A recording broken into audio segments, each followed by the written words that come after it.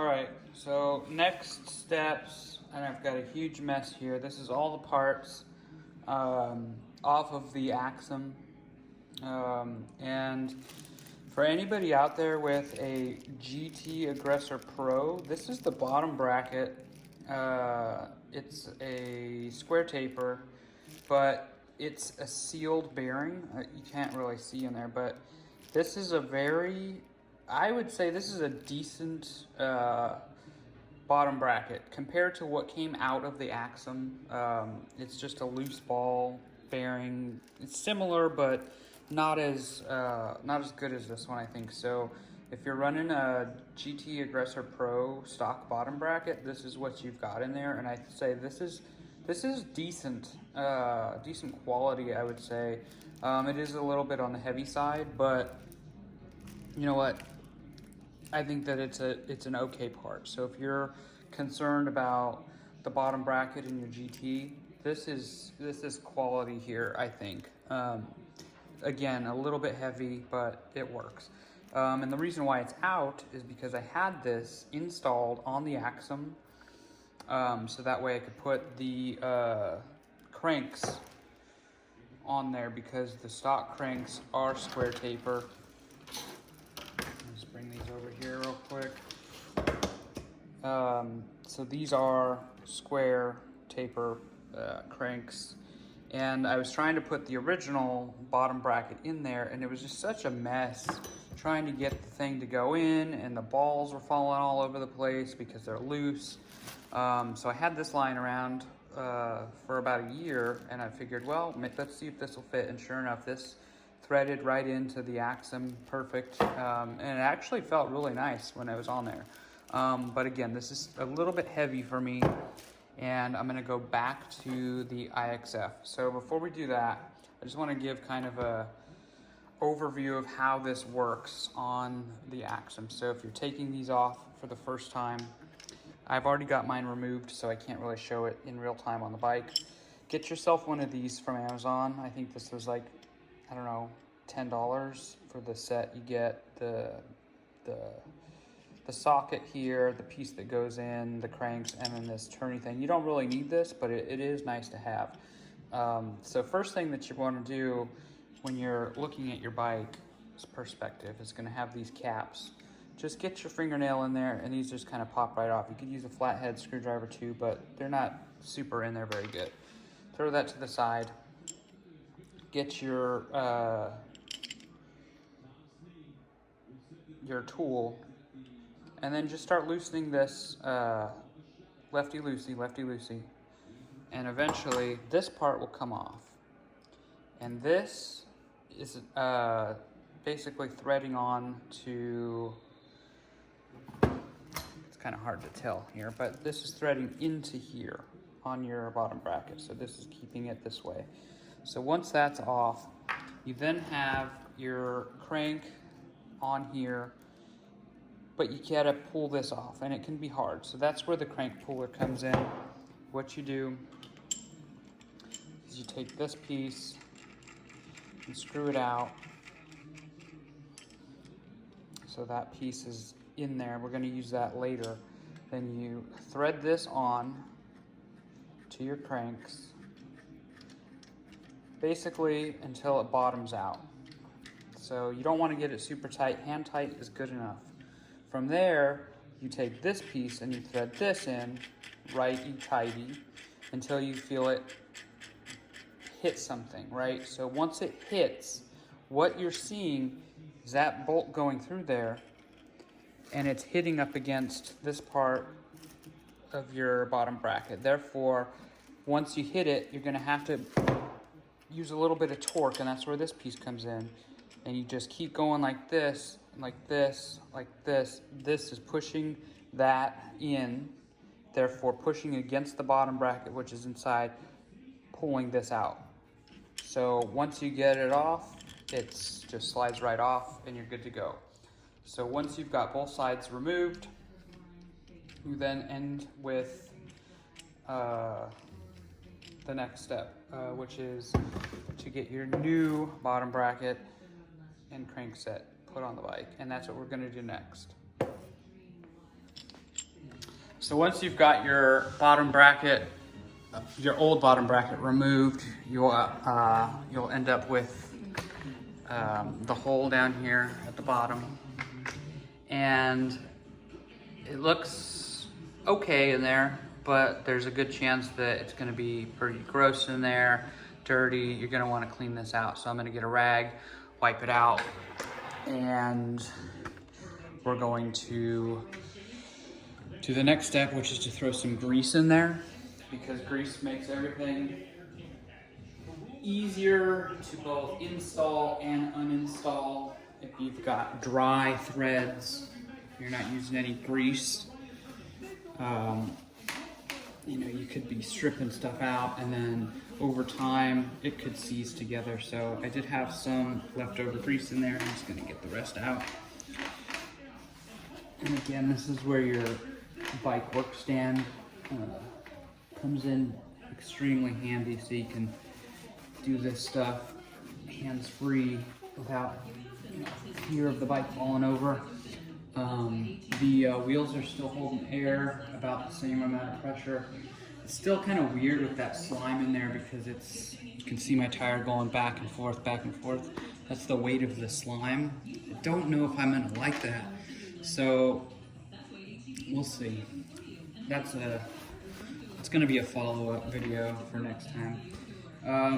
So from here, you're gonna wanna get yourself some grease. Just, you know, be generous with it. Throw it in there. Get all the threads nice and lubricated. Make sure that there's not any sharp edges in here. So if you feel any like shavings or anything like that, I'm gonna get those out of the way.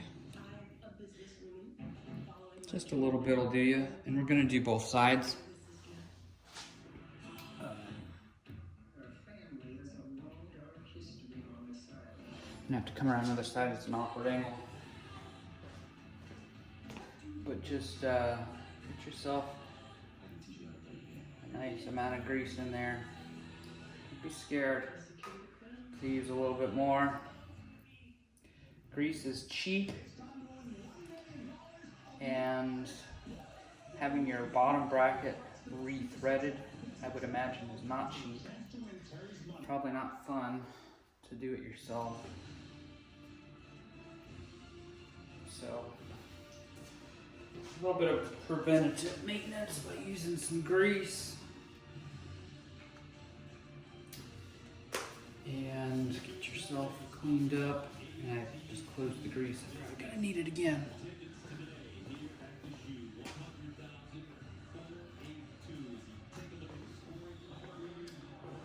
So, with this,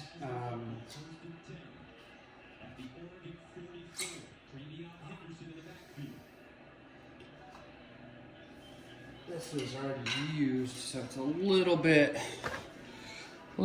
dirty. I'm gonna just get this a little cleaned up here. Every time I get my hands dirty with grease, my eyes start itching. Okay, so I'm gonna clean this off.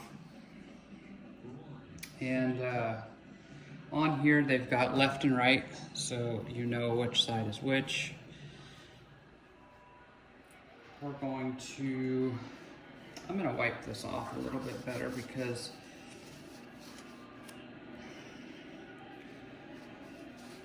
you only get so many opportunities to get this nice and clean. Wipe this part off.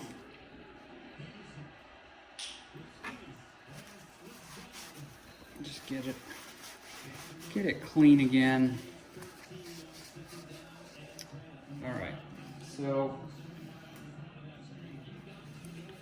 I'm gonna clean these threads off.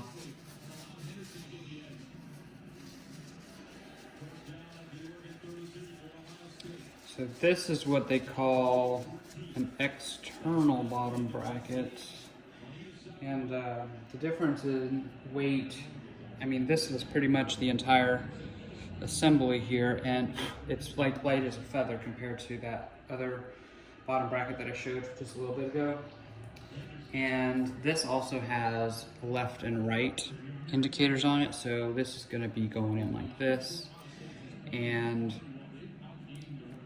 it kind of locks together like so. And what I'm going to do is I'm going to put the left side in first. And I just like to do it hand tight to start.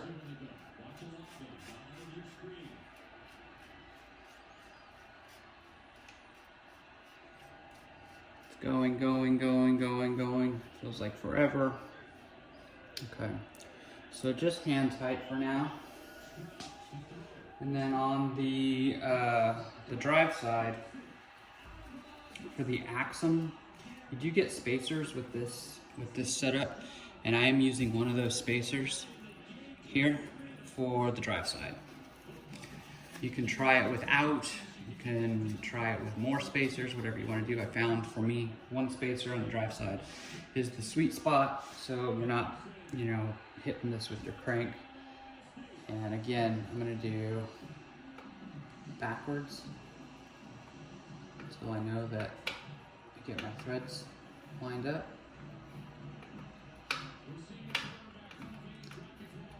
Oh, and maybe I'm not quite on there.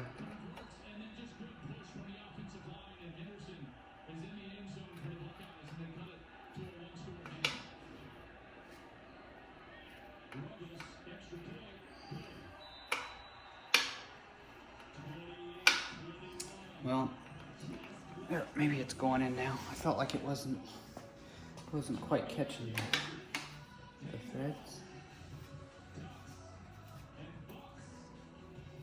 Or maybe it's the other way. I don't know. It's going this way now, so I lied. Maybe I'm thinking about pedals. So I'm gonna get to a point where I can't do that anymore. My hands are too slippery. On my chain whip, it fits this perfectly. So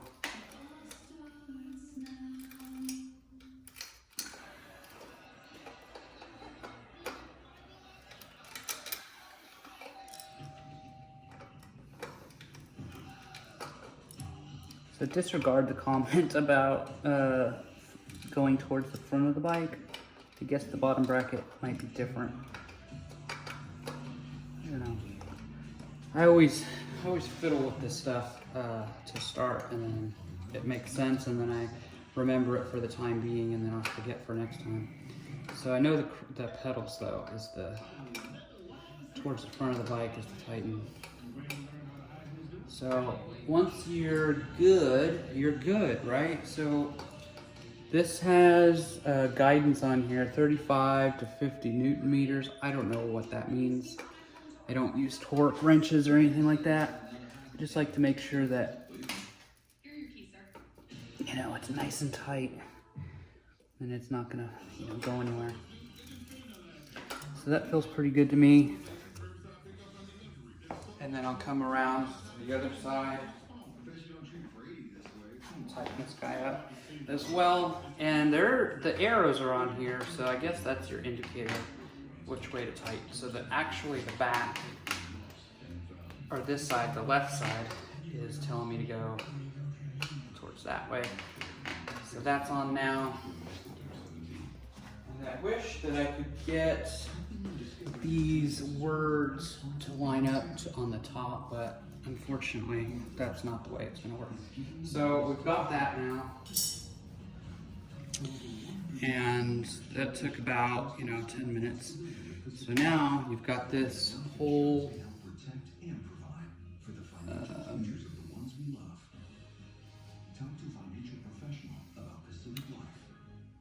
I don't know what I'm seeing here.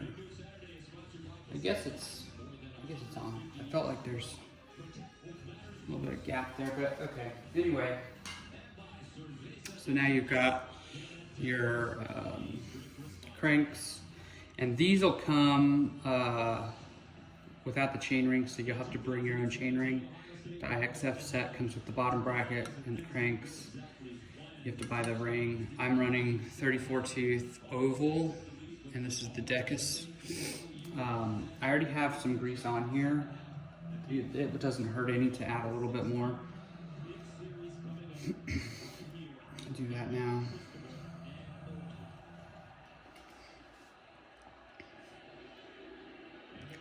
Just give yourself, a little bit of grease. You can never have too much.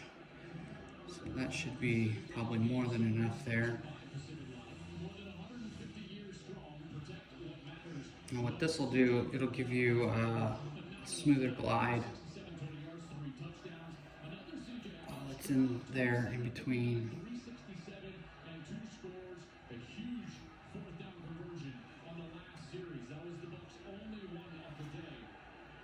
And we'll see that once I put this in here, I probably have too much grease on here, it'll start to kind of goop out. So just slide this in, and there it starts gooping out a little bit. Not a huge deal. We could pull it back out, wipe it off.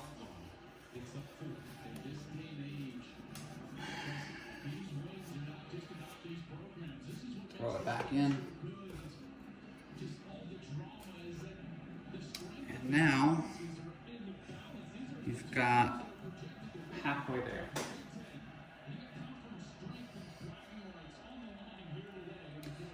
So you'll want to come around to the other side.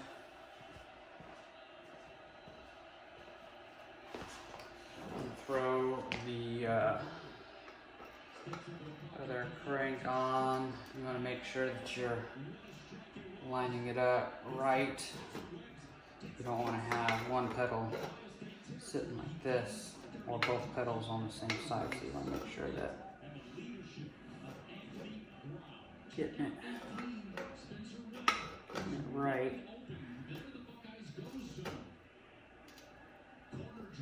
I think that's right.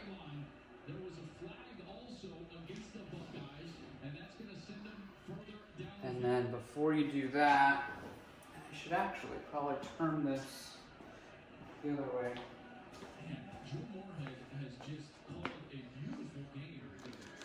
So once you're on the non-drive side, you'll want to kind of compress the cranks against each other, and that's where this part comes in that comes with it.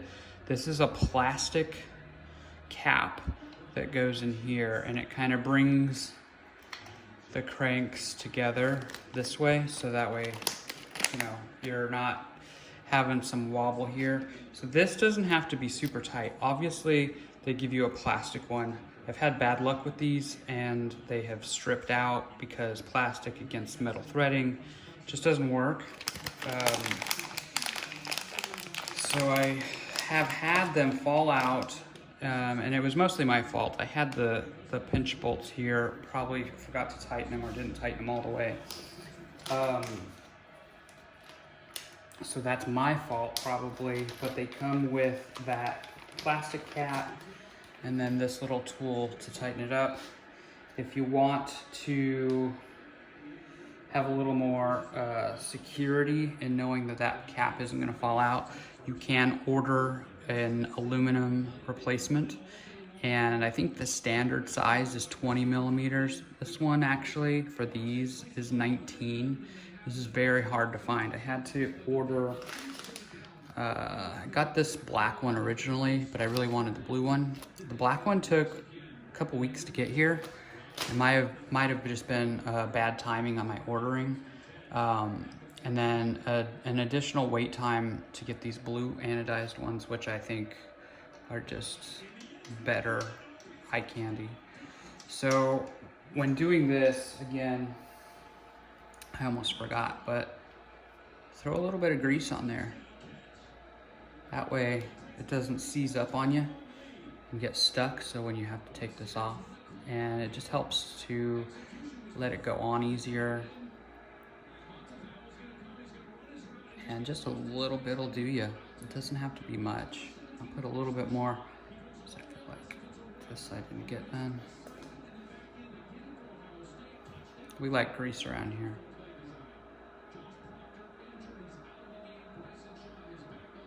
So that should be good enough.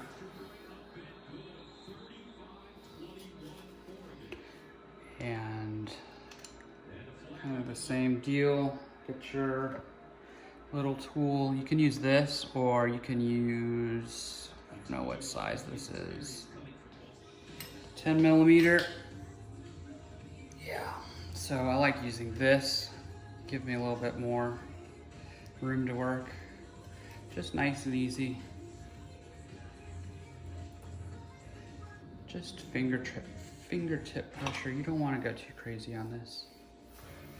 Give it a little bit of a spin. It's a little bit tight there. Back that off a little bit. We might be hearing some of the grease there. That'll go away over time.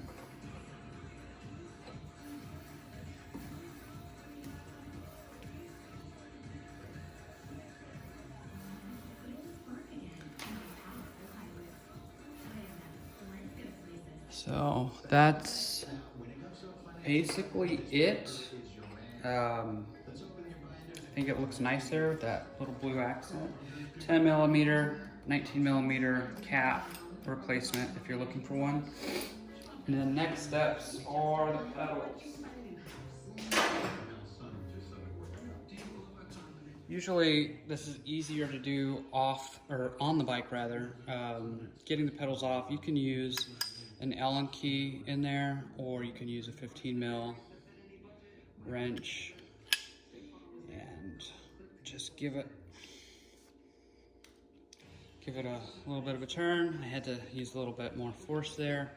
And once you break it loose, it should come off pretty easily. So this is a lot easier to do on the bike versus doing it like this, but it can all be done.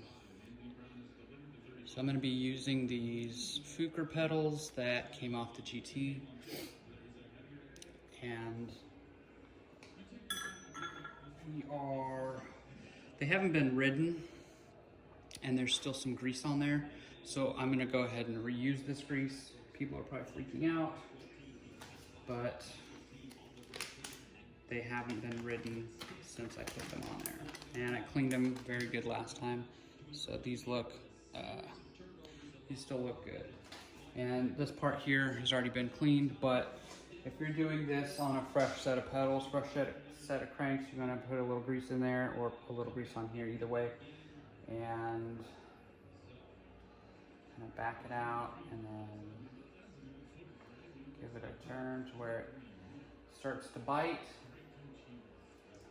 And then you can take your wrench and do one of these. You could also do it from the back side. It's just a matter of personal preference, your working area. However you want to do it is fine. So once that's on there, give it